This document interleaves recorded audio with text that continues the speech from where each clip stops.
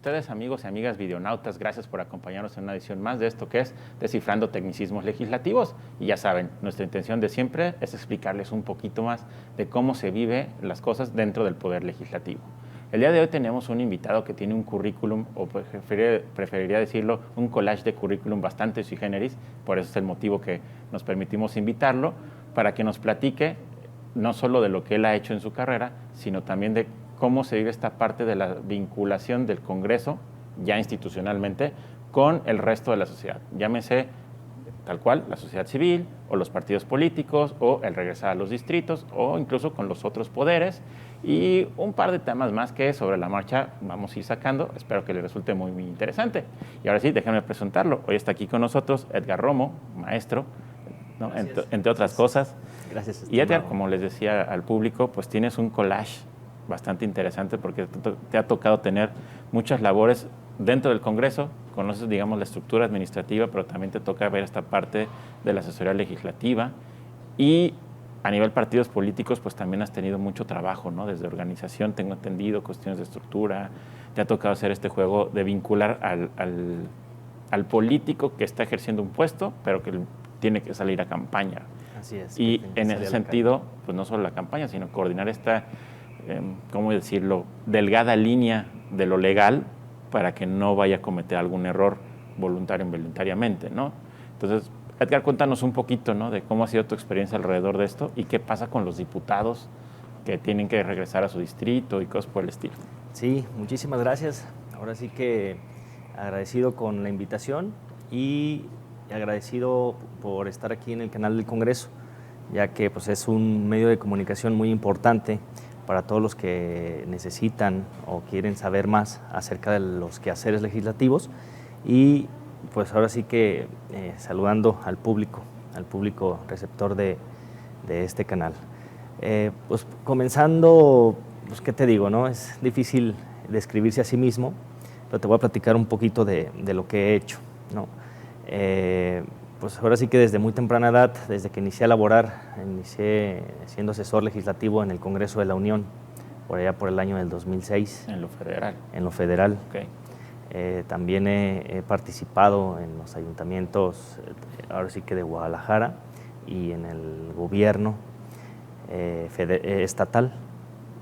También he estado prácticamente ya más de 10 años aquí en el Congreso local de asesor legislativos, y en todos estos años siempre he estado en contacto con la gente, siempre me he desarrollado por escuchar a las personas, por ligar a los diputados, en este caso servidores o funcionarios públicos, con la participación ciudadana, con la participación de la gente, ¿no?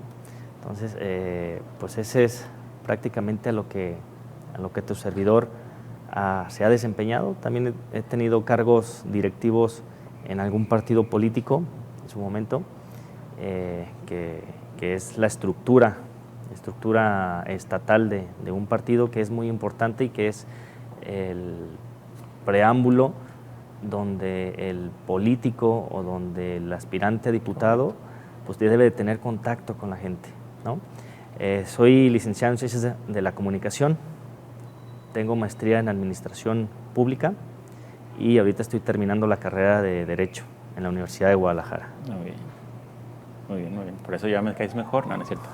Un compañero también de muchas batallas, el buen Edgar, y que precisamente le pedimos que estuviera aquí para que nos platicara este puente que hay, porque ahorita ha tocado vivirlo desde los dos lados.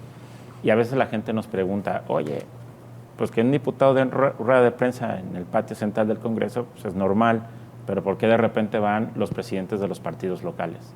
¿O por qué de repente invitan a terceras personas, ¿no?, cuando lo hacen con organizaciones de la sociedad civil? O esta, permíteme decirlo así, quizás ambivalencia, ¿no?, en el camino de, es que el diputado casi no regresa, pero cuando regresa mucho también es, ¿por qué no está en el Congreso?, ¿no? O sea, ¿y hasta dónde puedo regresar como diputado? ¿Qué sí puedo hacer?, ¿no? En otro capítulo nos explicaba nuestro compañero Josué la generalidad del trabajo del legislador, que no solo es hacer leyes, pero ya cuando sales al piso, a tierra, ¿no?, a visitar otra vez la colonia que te eligió, ¿no?, la zona a la que tú representas, también hay reglas del juego. ¿no? Tengo entendido. Cuéntanos un poquito de estos dos ámbitos, ¿no? Sí, claro. Pues gracias.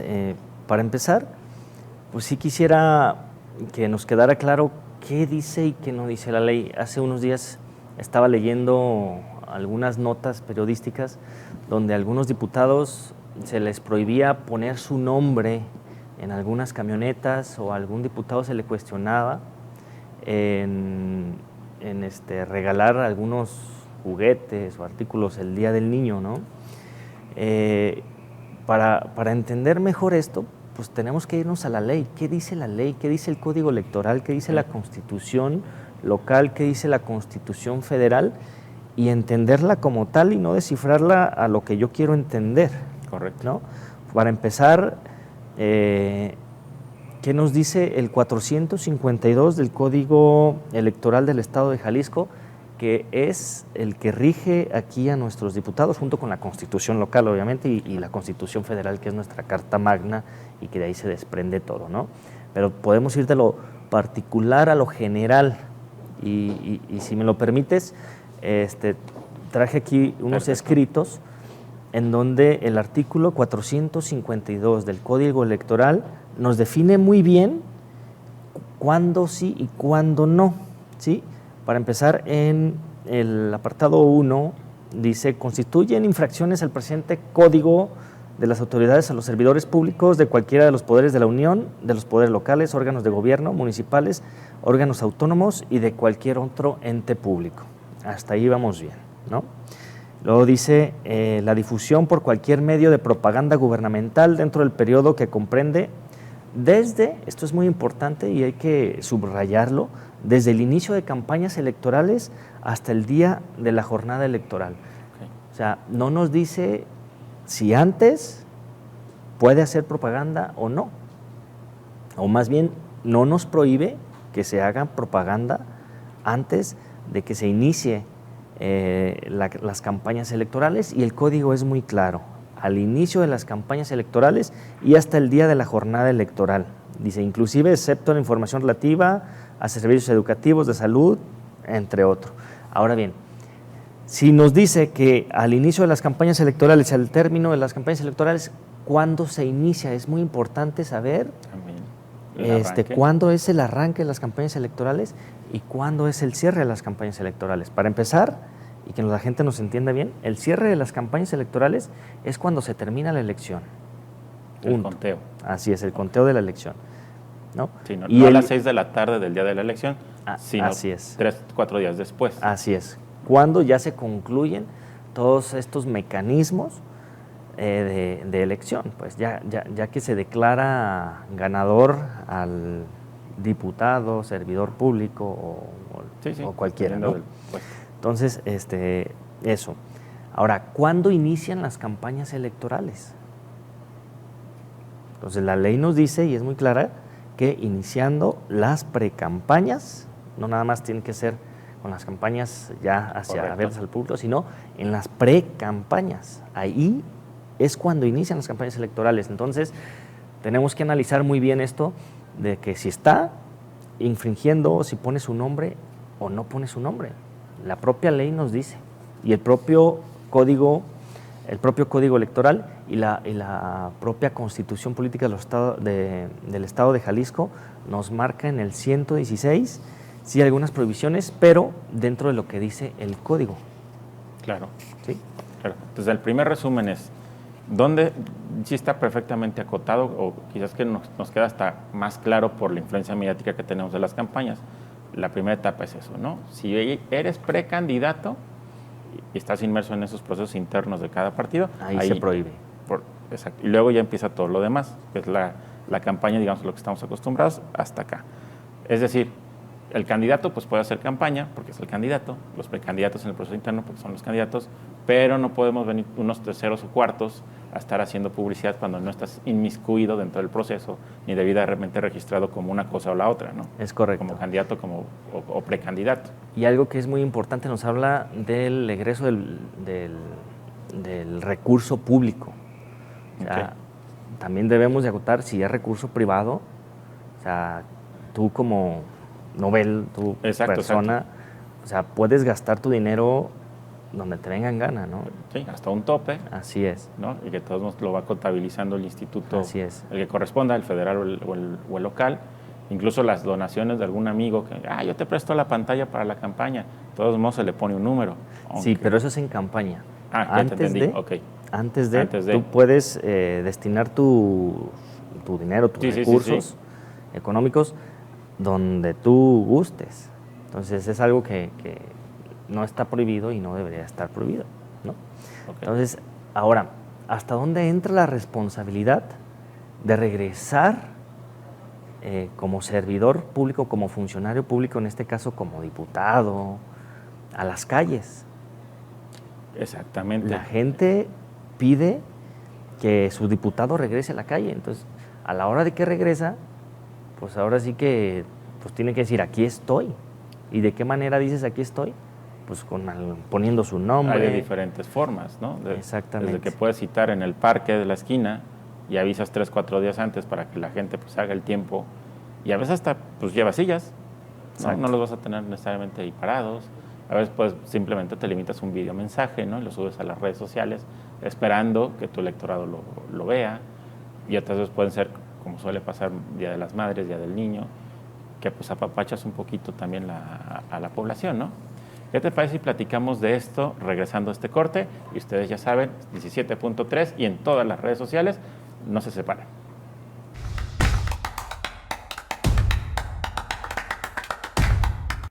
Y ya estamos de regreso. Gracias por seguirnos acompañando todos ustedes, videonautas. Aquí sigue también Edgar Romo, ¿no? Platicándonos un poquito de qué pasa en esta relación oficina-calle que debe tener el diputado, ¿no? Edgar, nos quedamos en el corte anterior, justo empezando con esta parte que es como lo más interesante para mí, ¿no? Ya soy diputado, ya estoy ejerciendo mis funciones, ya tengo que venir a las sesiones del Congreso, de las comisiones. ¿Y la gente que votó por mí qué? O sea, volvemos a lo mismo. ¿Dónde está ese margen de maniobra que sí tienen, hablando desde la legalidad, y ya no digamos solo el diputado, le ocurre lo mismo a los regidores, ¿no? Para volver a la zona en la que me eligió, y sobre todo cuando soy diputado de una zona mucho más lejana. La zona metropolitana, pues como sea, ¿no? Te trepas al coche, 2, 3 horas de tráfico, pero atender, por ejemplo, Bolaños, pueden ser 7 horas de camino, ¿no? Poder llegar a la zona más norte del estado. A veces se tiene que hacer, yo lo recuerdo de otras legislaturas, hablando de diputados y hablando de particulares, ¿no? De repente para dar un servicio de salud o demás hay que conseguir una avioneta, porque si no, no te dan los tiempos para bajar a la gente y que lo puedan atender. O sea, todo ese tipo de detalles que tú y yo hemos visto a lo largo de los años en unas legislaturas, otras, yo incluso recuerdo, y te voy adelantando el pial ahí para que me digas qué onda, recuerdo diputados pagando de su bolsa postes de luz. Así es. ¿No? Por ahí de las 57, si mal no recuerdo. Así es. Que la necesidad era tal que 2 diputados que además eran empresarios, pues de su pecunio levantaron ahí un poquito la infraestructura. O sea, ¿hasta dónde puedo? ¿Hasta dónde no puedo? ¿Hago bien en regresar al pueblo, con el pueblo, o me quedo en mi escritorio tratando de mejorar las leyes sin esa retroalimentación, ¿no? Así es. Mira, te puedo describir esto muy sencillo. Yo fui candidato a regidor en el 2018 y precandidato a diputado en el 2015. Cuando estás en campaña, la gente que te dice, oiga, pero no se olvide de nosotros, necesitamos que esté aquí, necesitamos a su representante cerca de la gente. Entonces, bien, cuando llegas ya como diputado, como regidor, como representante de la gente, no te puedes quedar sentado en un escritorio y a ver qué se te ocurre hacer para destinar alguna ley o bien hacer algún decreto, hacer algún exhorto, ¿no? Tienes que salir a la calle, tienes que ver el sentir del ciudadano, tienes que estar ahí con ellos y tienes que ponerte en sus zapatos, ¿sí? No puedes quedarte sentado en tu escritorio viendo a ver qué se te ocurre o viendo cómo hacerle para caerle bien a la gente. Para empezar, tienes que regresar. El problema, mi estimado Noelo, no es que se le den recursos a los diputados. Yo el problema que veo es de que hay veces que ha habido diputados que abusan de ese poder y, por ejemplo, facturan que bubulubus, ¿te acuerdas? Bubulubus, que en algún momento, toallas sí. sanitarias. Son los excesos, el problema son los excesos, no tanto de que se le otorgue un recurso para casas de enlace al diputado para que vaya y esté en constante comunicación con su electorado, con quien los llevó a diputado o con sus representados. Declaramos que hoy ya no existen, pero que en su momento pues fueron prácticas, precisamente con ese ejemplo que yo te ponía, ¿no? Así No es. es lo mismo tener una casa de enlace en la zona norte del estado que hacerlos venir a Guadalajara si se ofrece algo. Exactamente. ¿No? O sea, ya tu gente recogía los documentos, los oficios, te los trasladaba de otra forma y le facilitas esa parte a la ciudadanía. Precisamente, ¿no? Con las casas de enlace que se tenían, los diputados tenían un verdadero enlace para conocer las problemáticas de la gente de su distrito. Entonces ahí creo que los diputados de las 60 legislaturas quitaron los apoyos de las casas de enlace, quitaron muchos apoyos que por un lado aplaudo, pero por otro lado sí cuestiono, porque lo que debieron de haber quitado no eran las casas de enlace, sino los excesos con los que se manejaban.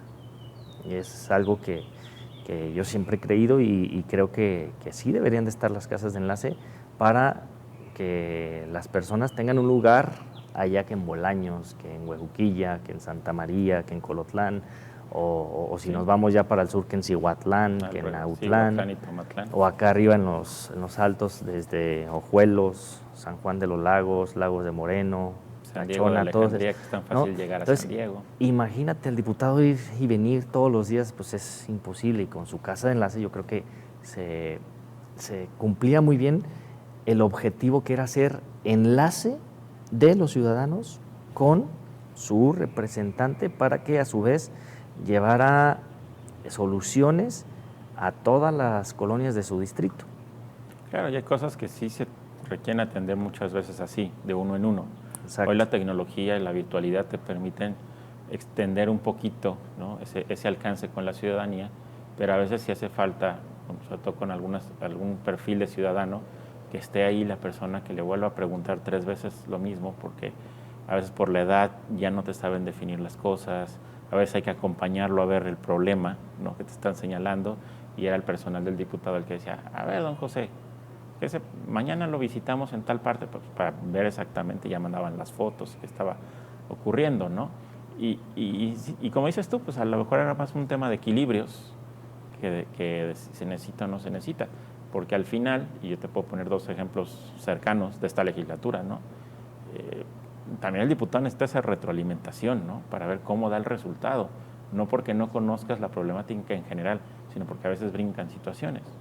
Yo recuerdo en esta legislatura un diputado que presentó un exhorto porque le avisan prácticamente ese mismo día pobladores de su región que estaba subiendo de manera estrepitosa la cota del río, ¿no?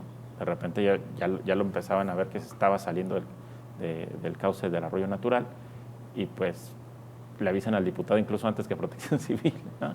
Entonces el diputado se mueve y hasta presenta un acuerdo o lo que nos pasó ahora con el tema de la fuga de hidrocarburos en la zona de la Primavera, ¿no? O sea, son los ciudadanos los que levantan el teléfono, le avisan a Protección Civil y bomberos, buscan a Secretaría General del Gobierno y a su diputado. Sí. Y es como se empieza a mover la maquinaria gubernamental, porque son ellos los que avisan, ¿no? Entonces, y conociendo la situación de la Primavera, este diputado le dice al diputado de al lado, decir, oye, si ya está saliendo aquí, ¿cómo está en tu zona? Porque se conecta un distrito de Zapopan con los distritos de aquel lado de Ameca, ¿no? Y pues también el otro se pone a investigar. ¿Y cómo investiga? Pues en este caso con el enlace que tiene con la población, ¿no? Con los que puedan estar en esa zona del bosque para decirles, ustedes están notando algo, se pueden dar una vuelta. Y otra vez, eso reactiva la maquinaria gubernamental para dar un resultado, ¿no? Claro, no es lo mismo que un diputado que le toca acá la región del Salto legisle diciendo que van a hacer pues una planta purificadora, por decir algo, ¿no? Típico problema del Salto del agua. Desde el escritorio, que ir en base a que ir a campo ver la problemática que tiene el río Santiago y ya decir, pues necesitamos una planta que limpie el agua, para esto vamos a hacer los recursos y que viva, ¿no? Que tenga conocimiento de causa.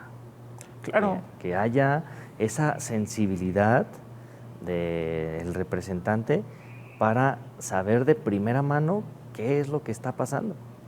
Al final el diputado junto con los ayuntamientos es la figura de gobierno que debería ser como más cercana a la población, ¿no? Y te pongo también este ejemplo del campo, ¿no? Oye, es que este año muchos maiceros están pensando en no cultivar. La urea pasó de 8,000 pesos a 24,000 pesos. Y son ellos los que van y le dicen al diputado, ¿qué hacemos? ¿No hay algún apoyo? ¿Se puede crear? ¿No? Si es que no existe. Y entonces el diputado ya puede levantar el teléfono o ahora sí la computadora para decir, oye, estoy captando esto en esta región. En mi región, no, el sur, y hablas con los agricultores, con tus diputados de otras regiones, oye, ¿y tú cómo ves que a tu gente allá están sufriendo lo mismo? ¿Qué hacemos? Entonces ya haces bola, ¿no? Haces que equipo, incluso multicolor, no solo de un partido, para ofrecer algún tipo de respuesta, ¿no? Exacto. Ahora mucha gente cree que el diputado lo puede todo y pues no es así, ¿no? O sea, los diputados están para bajar recursos, para legislar, no para hacer las obras. Para gestionar. Así es, para gestionan y en ese sentido pues sí están un poco limitados, ¿no? De lo que puede hacer el municipio, pero lo que sí pueden hacer es exhortar, gestionar y bajar recursos, que muchas veces es más importante que pues ahora sí que manejar un municipio. Sí, exactamente, porque además dotas de esa manera de herramientas al municipio, ¿no? ¿Qué te parece si seguimos platicando de eso, platicando de este tema del trabajo legislativo a la vuelta de un corte? Y como siempre, síganos en todas nuestras redes sociales, en la página del Congreso, en la página de este canal y en el 17.3 de Televisión Digital.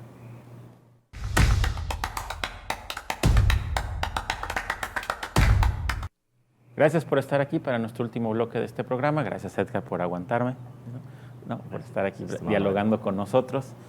Edgar, nos falta tratar otro tipo de vinculación que anunciamos desde el inicio. A ver, el diputado no solo trabaja con el pueblo, al final, en su mayoría, salvo que por ahí exista algún independiente, pues tiene una extracción partidista y de alguna manera sigues teniendo esa vinculación. Una cosa es que te quites ciertas camisetas en el periodo legislativo y otra cosa es que no tengas esa vinculación con la doctrina, con la base partidista, con los principios institucionales de cada organismo político y también con organizaciones de la sociedad civil. ¿Qué pasa ahí? O sea, el diputado debería, no debería, puede, no puede juntarse con los de su partido, puede, como te decía al principio, porque puede venir el presidente de un partido a acompañar a sus diputados en una rueda de prensa dentro del Congreso y por qué no lo hacen en una zona neutral o en el partido, ¿no? En las oficinas de su partido. O sea, es válido, es legal, no se vale. Puede aparecer un diputado, ojo, esto pasa mucho en Estados Unidos, pero aquí somos como más, creo que vamos unos pasos atrás en eso. Puede aparecer un diputado en un evento de una organización de la sociedad civil, de una AC, o sea, ¿hasta dónde da, hasta dónde no da? Mira, desligar a un diputado de su partido pues es muy complicado, ¿no? Porque para empezar, quien lanza o quien manda a un diputado para elección, o sea, tiene que ser de algún partido político o bien, como lo decías, que sea independiente, ¿no? Que son muy pocos los casos. Sí, para esto, pues todos los diputados o en su gran mayoría, para no decir todos, pues tienen una preparación partidista. La mayoría que es propuesto por los partidos tienen una doctrina, están adoctrinados con ese partido, ¿no? Salvo algunos casos excepcionales en donde agarran candidatos de algunos sectores públicos, ya sea de la Coparmex, ya sean que son líderes vecinales y no han tenido acercamiento con algunos partidos. Pero para empezar, o sea, la mayoría de los diputados llega por la vía de los partidos políticos porque así está escrito en la ley, porque así sí, pasa, la ¿no? Constitución así los manda. Entonces necesitamos como ciudadanos entender eso. Y tan es así que cuando llegan al Congreso está dividido por fracciones políticas, ¿no? Que está la fracción del PAN, del PRI, de Movimiento Ciudadano, hoy del partido Hagamos y Futuro. Sí, Futuro también, el extinto PRD a nivel local. Entonces llegan por fracciones, por eso se dividen y tan es así que la Constitución lo permite, el Código Electoral lo permite y el propio, se me va el nombre de esto. El reglamento del... El reglamento, sí, claro. Así es, del propio Congreso lo permite. Lo establece, lo tiene que reconocer como esa naturaleza pluripartidista, ¿no? Así es, sí, pues está hecho por fracciones y se entiende como una fracción la parte representada por el pueblo, ¿no?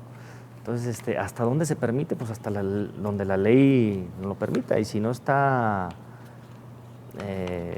si está permitido, pues obviamente, si no está prohibido, está permitido. Exactamente, o sea, atendes al principio de legalidad. Así es. Lo pregunto porque luego surgen como estas dudas en la cotidianidad, ¿no?